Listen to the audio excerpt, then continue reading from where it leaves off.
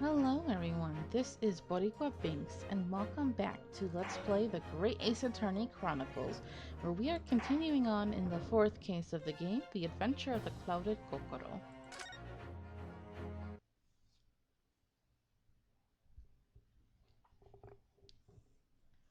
And I believe last time we had completed our summation examination and managed to get the jury to change their votes.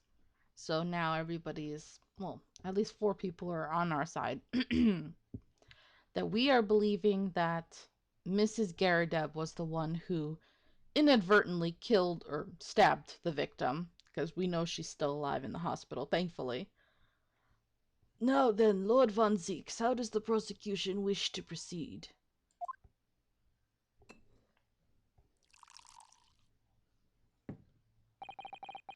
This trial is rapidly descending into a farce.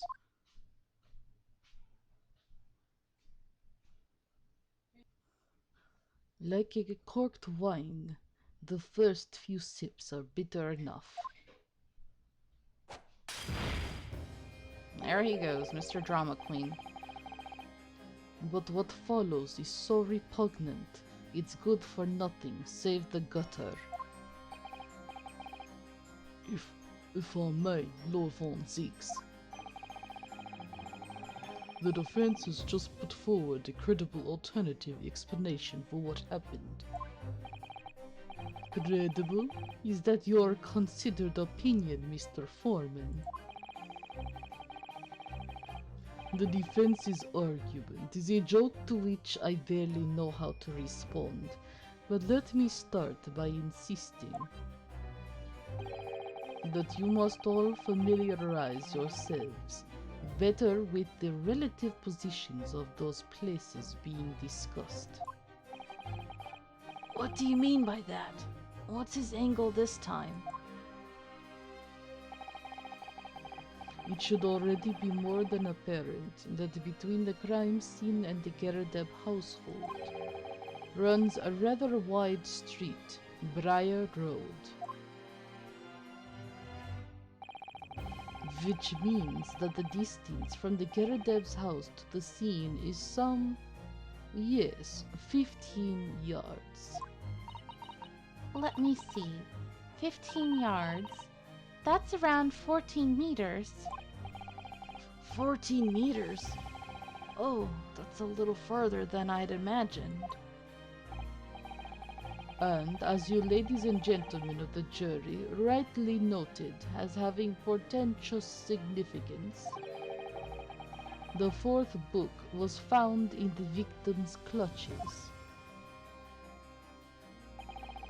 In other words, the smoldering book, wantonly hurled by the lady of the house, traveled some 15 yards to land on the opposite side of the road, neatly between the collapsed victim's fingers and thumb.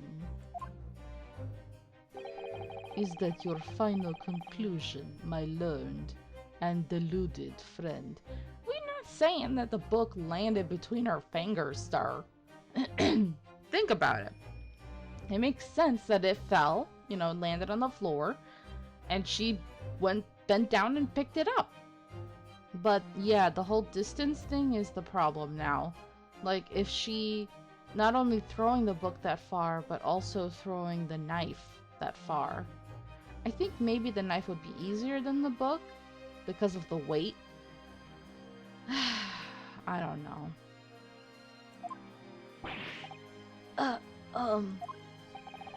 And did the jackknife follow a near identical trajectory to plunge into the middle of the victim's back?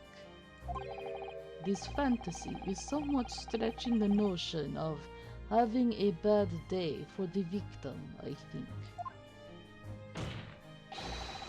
Even those pathetic, serialized detective stories have more believable plots. Dagnabbit. There's nothing I can say to that. That prosecutor loves the sound of his own voice. Yep, he sure does. Mrs. Sato. Serialized detective stories are pathetic, are they? How dare he! Get him, Susato. Take him down. Maybe let's pick our battles here.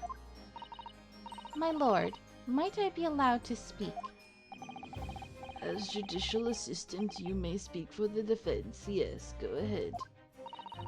The prosecution may consider the idea a fantasy, but what the defense has postulated was believable enough to persuade the jury to change its leaning. And as such, the court has a duty to explore... Oh. Did she get cut off? Oh, shoot. No. Wait, what's happening? Whoa, whoa, whoa, whoa. What the frick? I didn't have it on auto. Shoot. Was that supposed to happen? Hold on.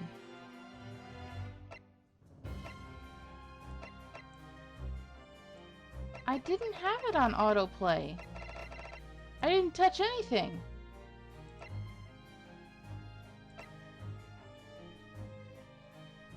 What the frick?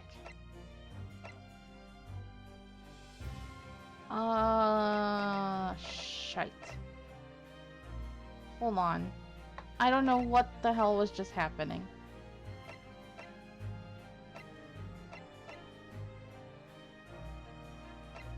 Is there not a log? A history is T. Okay. Maybe it was auto-scrolling on its own then. Okay, hold on, hold on. Dang it, girl. Okay, she said, but what the defense has postulated was believable enough to persuade the jury to change its leaning. And as such, the court has a duty to explore this alternative explanation as thoroughly as possible. But that was weird. I did not hit auto or anything. To that end, juror number 4, Mrs. Joan Garadeb, must be called to testify and submit to cross-examination. Saints alive! A cross-examination of a juror? Yep, she's right. Order, order, order! Well, this is highly irregular. Well, I blame you guys. Why did you pick her for the jury if she was even remotely, you know, close to the defendant, you know? They should have looked and said, oh yeah, she works at the house that the defendant is living in. Clearly, we should not have her be a juror. You know what I mean? So stupid. It is unprecedented for a member of the jury to be summoned to the witness stand. Objection! Another guy back there's like, holy shit, it's coming! Or maybe they purposely now clear those seats in that area so that nobody's sitting there to get hit by the bottle. And unnecessary. Lord von Zieks. There are already witnesses in the stand whose testimony the defense may further cross-examine. If my learned friend's farcical theory has any truth in it, then both a burning book and a jackknife must have flown through the sky before this couple's eyes. And we must assume they would be able to testify accordingly. What say you, witnesses?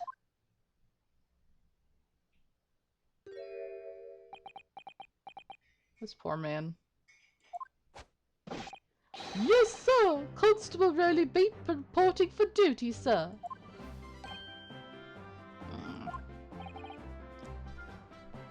Well, good morning, officer. Sorry for dozing until now, sir. I haven't slept for a month on account of a villain who's appeared on my beat, sir. Oh, they are so heroic, these London bobbies. Patricia, my darling, I've been neglecting you. but no more. Oh, Raleigh, my hero, you make me swoon. These two are weird. Very well, I hereby reject the defense's request. Oh. And order the witnesses in the stand to testify again. State forthwith before the court any details pertaining to the defense's alternative explanation of events. Yes, sir!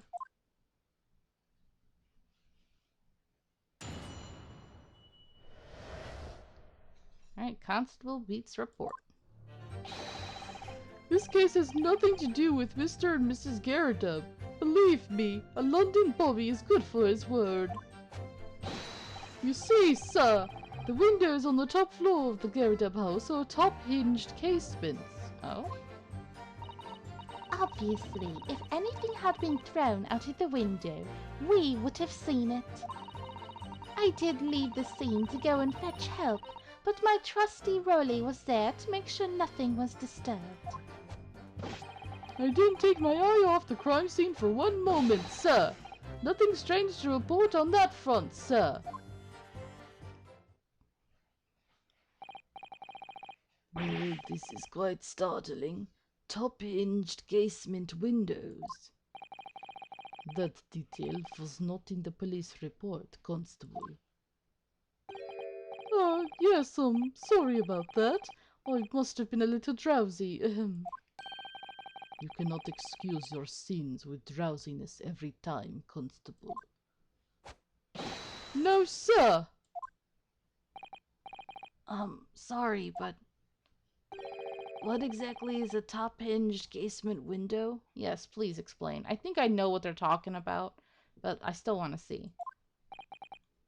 And you cannot excuse your ignorance with such trite remarks, my learned friend. Of course. Sorry. I found it, Mr. Naruhodo. Cast your mind back to the windows in Mr. and Mrs. Garridub's room. Alright, I'll try. Yeah, okay. So the window opens in order to allow air to circulate inside the house. Yeah. But as it's a top-hinged casement window, it swings open along the upper edge, you see. I'm glad you've rectified your ignorance. A casement's window's most prominent feature is its stay, a metal bar which prevents the window from being opened beyond a certain amount. It prevents it opening? This is all news to me. Absolutely correct, sir. In other words, if a book or knife were to have been thrown through the open window, it would have clattered against the pane and fallen straight down to the pavement below. Yep. Ah. No. So it can't go far. You see the problem then? Good, your education in windows is complete. There was never any possibility of either the book or the knife traveling 15 yards over the road. That is, unless the window pane had been shattered, something we've discounted already. That can't be! Did you see that, Rolly? That young Japanese man just collapsed in agony. Oh, how cute. Oh yes, my darling, I saw it. I saw how he crumbled before me. Ah, they're both sadists.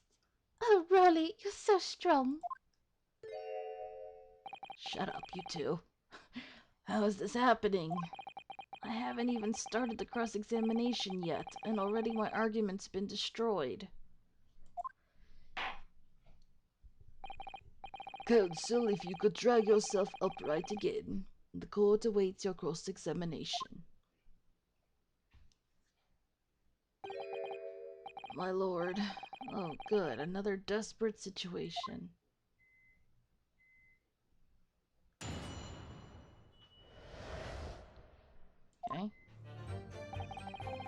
This case has nothing to do with Mr. and Mrs. Garrett. Believe me, London Bobby is good for his word. I'm just gonna press everything.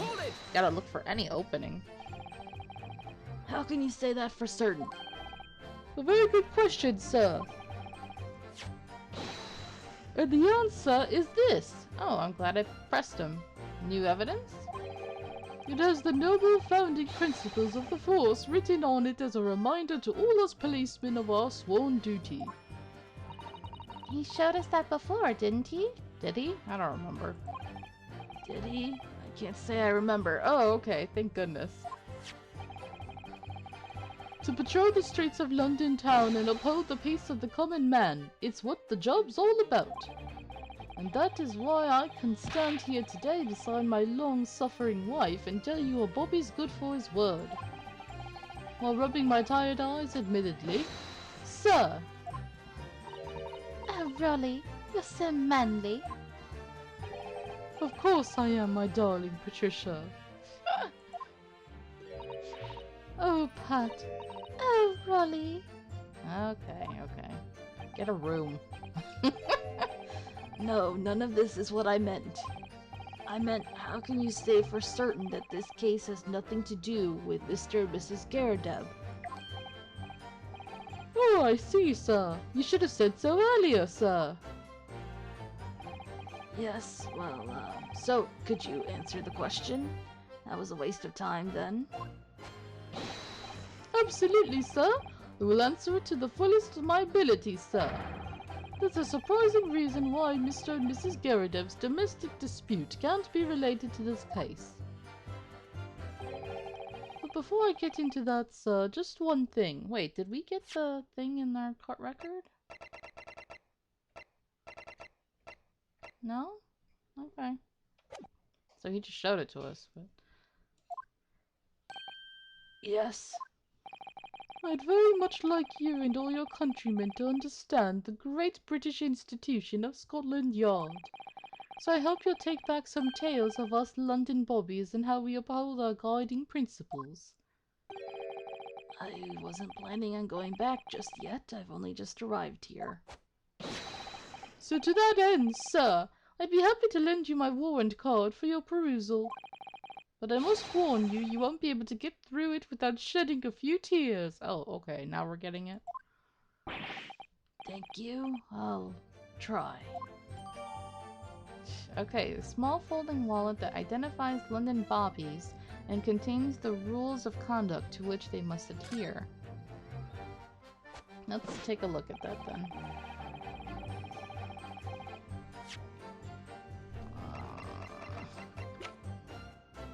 Yeah, let's examine. Item number 1. A policeman will strive to preserve the peace within to preserve the peace within his allotted beat. Item number 2. A patrolling officer expected to walk 20 miles around his beat every day for the furtherance of community relations. Then the police regulations. Any crimes fall under the jurisdiction of the beat in which they are discovered. Number 2, when a crime is discovered on his beat, a policeman must assist with initial investigations and help detectives. Okay, I think I get it.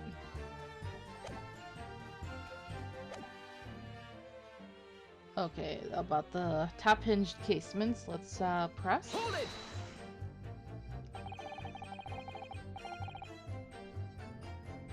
By which you mean they don't open fully, is that correct? Yes, sir.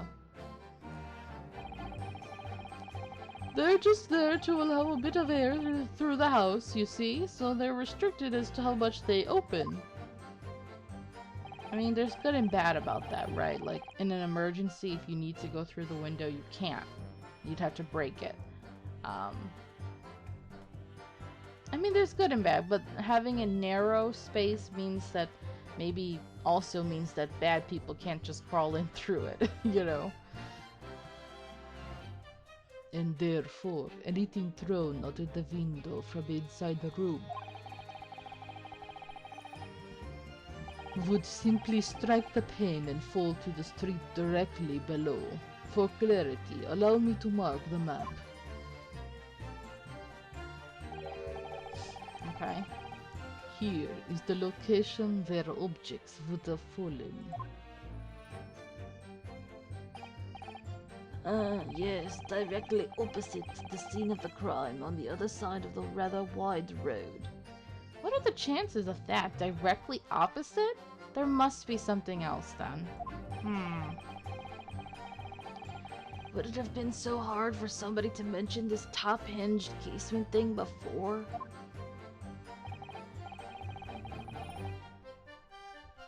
Well, I have another question for you, Constable. And what would that be, sir?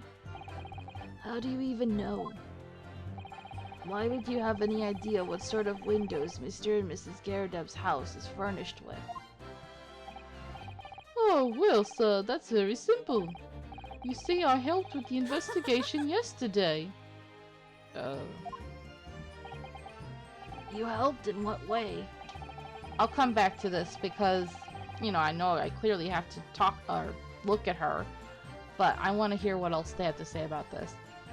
Various members of the public were questioned in order to gather information about the case. That's right, sir. The sad truth is we're all overworked. So even though it wasn't under the jurisdiction of my own beat, I obviously wanted to help. Whew. Darn it, excuse me. I see. Well, thank you. Oh, is it my turn now? Nope.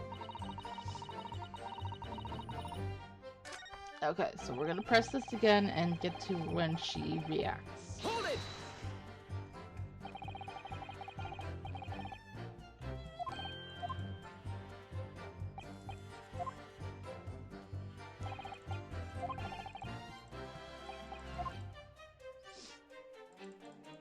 Come on.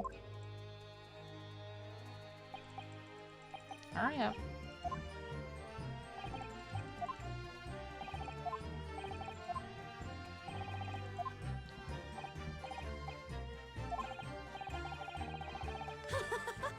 Okay, now we're gonna look around and pursue. Excuse me. Excuse me, miss. Do you have something to add, Mrs. Beat? Huh? Sorry? You look, well, delighted. Is there some particular reason for that? Oh, I was just remembering, that's all. We really were so lucky. Huh? Lucky? What do you mean? Well, of course I feel terrible for the poor woman who was attacked. Don't misunderstand me, please. But we were just so lucky it didn't happen on Rowley's beat. It was so close, you see. Oh? Oh, I hadn't realized. Oh yes, that street, Briar Road. That's the boundary between Rowley's beat and the next one. Isn't that right, my love? Now he's back to sleep. Constable Beat. Huh? Oh, yes, that's right. That's the reason I was helping out with interviewing the occupants of the Garrideb household yesterday. The house is on my beat, you see, sir. That really was cutting it close then. Constable, I wonder if you could clarify something. If the Garrideb household is on your beat, does that mean that the pavement next to it is as well? Outside Mr. Garrideb's house? Yes, ma'am. The pavement on that side of the road is part of my beat. I see. I was unaware of that. Just think, if the woman had been attacked just on the other side of Briar Road, we would never have been able to go for that meal to celebrate our wedding anniversary. But that's the life of a Bobby after all. Extraordinary people are bobbies, tirelessly working for the benefit of all Londoners. It's so cruel. Do you know what I think? I think it was the good Lord's way of rewarding my Rolly for all his hard work. Don't you think so, my darling? That must be it, Pat, my love. That must be it. I think perhaps we should make sure we have that information officially on the record. Leave it to me, Mr. Naruhodo. I'll take care of it immediately. Case files information has been updated. So the pavement where the victim was found lies just outside Constable Beat's beat, the border of which runs down the middle of Briar Road. And now it's my turn, I think. Obviously, if anything had been thrown out of the window, we would have seen it. Oh, didn't mean to press. So let's press this one now. Hold it! But according to my notes here, the sun had gone down already and it was dark. Oh, but Rolly and I were strolling along, gazing at the night sky and looking for our lucky star. Sorry? Star that will guide us to eternal happiness.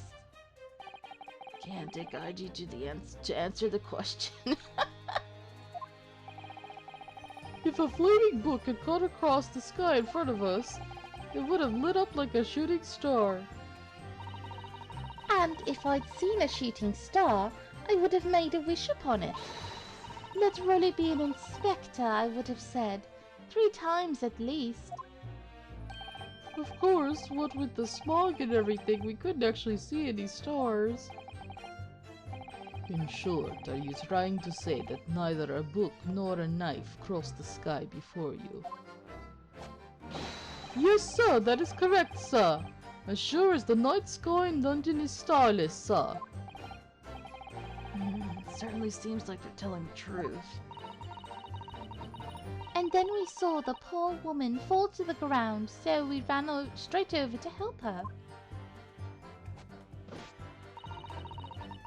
Okay, she did go to fetch help. Let's question this one. Yes, you said that you went to a nearby police box to fetch another officer, is that right? Oh. Kiki's barking. Sorry. That's right, yes. If it had been on Rolly's beat, I would have known exactly where I was going, of course. Darn it, Kiki. Sorry, you guys. So sorry.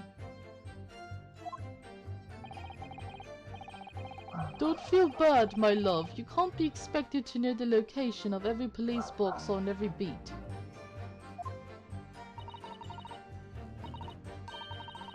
So Rolly told me the way. Oh my god, Kiki. So Rolly told me the way. Only I sort of got a little lost on the way. Patricia, my darling, that's why I love you. Your terrible sense of direction is bewitching to me. Oh, Pat. Oh, Rolly. Okay. Oh, please. Ryunosuke is all of us. So I suppose I was gone for about 15 minutes.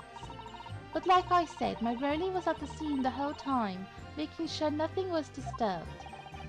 I was off duty at the time, of course, but a true Bobby is never really off duty, sir.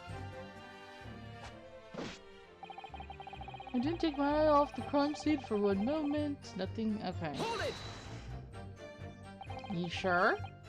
Nothing to report? That's correct, sir. I had my eyes wide open the entire time, never looked away for a second. No one else approached the scene and nothing was removed from it. I can swear to that on the yard's honor, sir. Really? That seems a little strange. Beg your pardon, sir? Strange, sir? Seems altogether regular to me. Oh my god, Kiki, stop!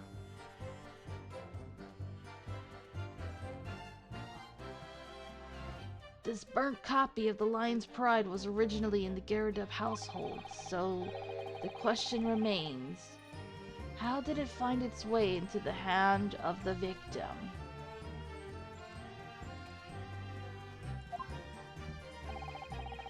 Can you shed any light on that, seeing as you were at the scene of the crime the entire time?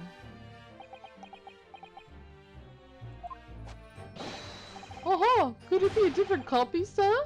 One that just happened to be burnt as well? No. Even if that were possible, why would the victim have been gripping a book like that in her hand? As you can see from this photographic print, she had a bag over her shoulder. Well, sir, that book was in the lady's hand from the moment we arrived at the scene. Is that so? There's something about this statement that's not sitting right with me. The two mysteries of how that knife ended up in her back and how that book ended up in her hand. There must be some common thread between them. Can I ask you something? Please, Mr. Lawyer, sir? Oh, yes, of course. What is it? You're doubting us, aren't you? I can tell. What? I wasn't really. I mean, what's she doing? Please, just because I'm a woman, it doesn't make my testimony any less valuable. Oh, you had to bring sexism into this? You might just see me as the wife of a policeman, but I'm a woman of my word, I am. I really don't remember ever suggesting that I doubted you. No excuses, I don't want to hear it. My voice will be heard. My lord, you'll let me speak, won't you? Yes, Mrs. Bede, I will allow you to supplement your testimony if you so desire. Sometimes the path of least resistance is the sage one. He's like, ugh, just agree. Just agree. Don't argue with this woman. That was a very loud mutter. I heard that. That Japanese man thinks a policeman's wife's word counts for nothing, does he? Well, watch out, sir. I might let you get away with something like that, but my Rolly won't. Duly noted, Mrs. Beat. Please, I humbly ask you to continue. What could she possibly be about to say, I wonder? I know what I saw. My eyes never let me down. My sense of direction is a little off sometimes, though. Okay, they did mention that. Hold it! Mrs. Beat, nobody's questioning what you've told us. I saw what I did. That evening I saw it clearly. That little Eastern man with the whiskers and a funny curved back slinking away from the scene. I'm tired. I feel you, bro. And I know what I didn't see as well. I didn't see any flaming books or knives flying through the sky. All very clear. You also mentioned something about having a poor sense of direction? Oh, yes. Well, that's a little embarrassing, really. I'm always ending up at the wrong place when I've made arrangements to meet Rolly. He gets ever so cross. Okay, this time we're just right away gonna look around. What's up, Excuse me. dude? Constable Beat, is there a problem?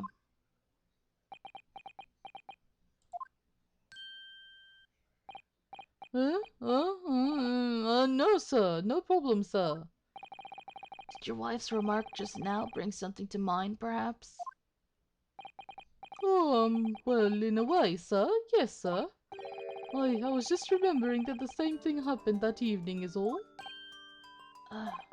You mean Mrs. Beat lost her way on the night of the incident? Well, you see, I sent her off to find a police box in the next beat over from mine. But she was gone a fair bit longer than what I was expecting. I thought she'd be back inside 10 minutes, but my darling was gone a good 15. Oh, Rolly, you're such a tease. But the reason I was so long was because of the bouquet, silly. The bouquet? Sorry, what bouquet are you talking about? Oh, it was a present for our wedding anniversary. Rolly's so romantic. He saved up for it with farthings and halfpennies he found in the gutter while doing his rounds. Yes, how romantic. Kill me. I'd forgotten all about it until just now. Had you, my darling? Ah! Huh? Yes. Yeah. What was with that reaction? But that was just between us. No talking about it to anyone else, darling. You have to promise. Really? Oh. What was that all about? Constable Beat looked very obviously troubled during that exchange. He's hiding something. I'm afraid I can't offer any useful insight, Mr. Naruhodo. But I'm quite sure of one thing. We have to ask Mrs. Beat about the bouquet. Mrs. Beat, that's bouquet you just mentioned. I'd like you to add details about it to your testimony, please. Oh, really? Yes, I'd love to. Your husband just asked you not to, but you're so quick to be like, Oh, yeah, no problem. Van Zieks is like, why does this matter? What happened was I dropped my bouquet and ended up losing my way for a while. Hold it! You mean you dropped the bouquet at the scene of the crime? Yes, that's right. Oh, I was so upset. When we ran over and saw it was a woman with a knife in her back, I was so shocked I dropped the bouquet Roller gave me. It was in a dark spot where the streetlights weren't casting any light, so I didn't notice at first. And then you went to the police box to report it to the policeman whose beat it was on? Yes, and I came back to the scene together with the other constable, you see. That's when I spotted my bouquet again. The funny thing was, when I went to pick it up, it was nowhere near the victim's body at all. Oh. Oh. I see. Oh, Roly Beat, you bad man. He is so bad. That's why he reacted that way. Okay. So clearly, he was taking advantage of the fact that his wife is horrible with directions. But, I mean, you would think that she would have said, by the way, the victim did not fall on the side that you guys think she did. But because her sense of direction's bad, that's why she hasn't said that. So clearly the victim and the book were actually right in front of the Gyarados house, like across the street. And I'm thinking that this officer, when she ran to go get the other one, he must have moved the body. Because he didn't want to be, like, if you look at the rules again, you know, they said, what was it? That he would have to help investigate? Where is it? Any crimes that fall under the jurisdiction of the beat in which they're discovered. And then when they're discovered, he must assist with the investigation. And because it's their anniversary, he didn't want to do that. So he tampered with the crime scene. Damn, son.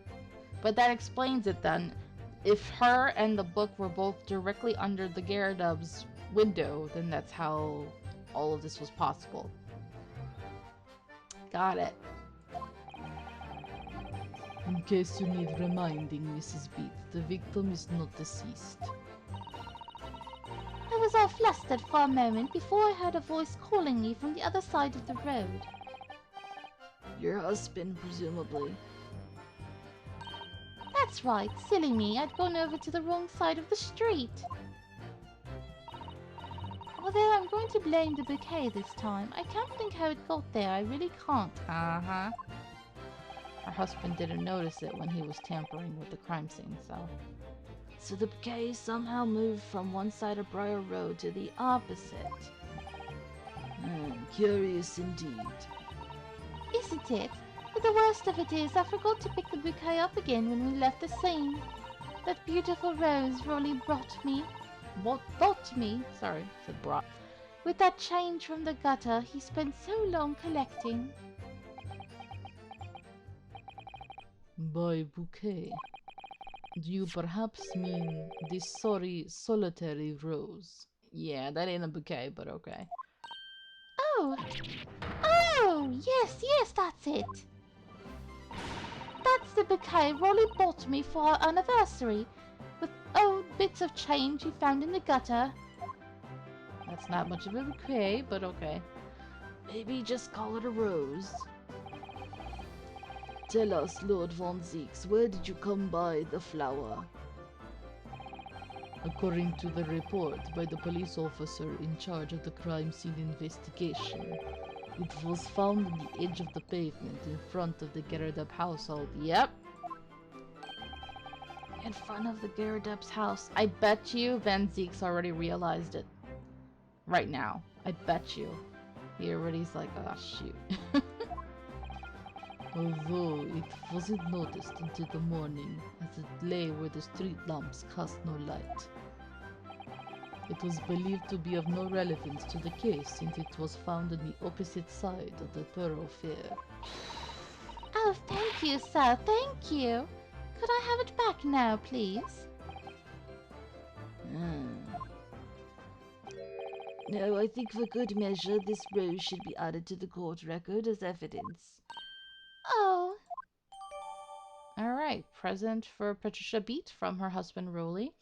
The shock of seeing the stabbed victim caused Mrs. Beat to drop the rose where she stood. But it's a symbol of our love. I want it back after the trial, do you hear me? I want it back. Good grief, rest assured that I shall do my very best not to forget, Mrs. Beat. I didn't take my eye off the crime scene for one moment, sir. Nothing strange to report. Okay, is it on this comment that I should... Let me see. Well, Mr. Naruhodo, what do you make of all this? Ah, yes. The whole idea of an invisible attacker has been troubling me all along. But I believe I'm starting to get a picture of what really happened here now. Huh? The fourth book that had no business being at the scene of the crime made me sure that Mrs. Gerardup was hiding something from us. But it's becoming increasingly clear that someone else has been hiding something from us as well. Yes. I think I may already be armed with everything I need to strike a decisive blow here. This time, it's going to expose the whole truth about this mysterious affair. Which we will be doing in the next episode. I think the next episode should be the last one. Yay! Alright. Or the last one of, this case. I think we'll finally be able to put an end to this case next time. So thank you guys so very much for watching. I hope you're enjoying this. Sorry about all the noise in the background. But anyway, until next time, have a nice day. Bye-bye!